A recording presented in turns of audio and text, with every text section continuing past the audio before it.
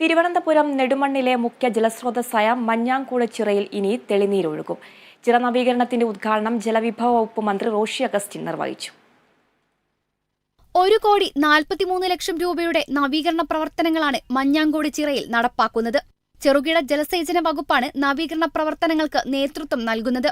ചിറയ്ക്ക് concrete സംരക്ഷണ ഭിത്തിയും 1.5 metre വീതിയിൽ interlock പാകിയ നടപ്പാതയും സജ്ജീകരിക്കും.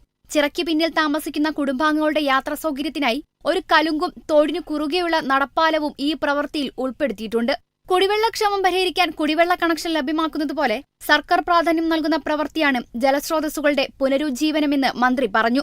നമ്മുടെ പ്രദേശത്ത് ജലസ്രോതസ്സുകളെ പരമാവധി സംരക്ഷിക്കുവാനായിട്ടുള്ള നടപടികളാണ് ഗവൺമെന്റ് സ്വീകരിക്കുന്നത്.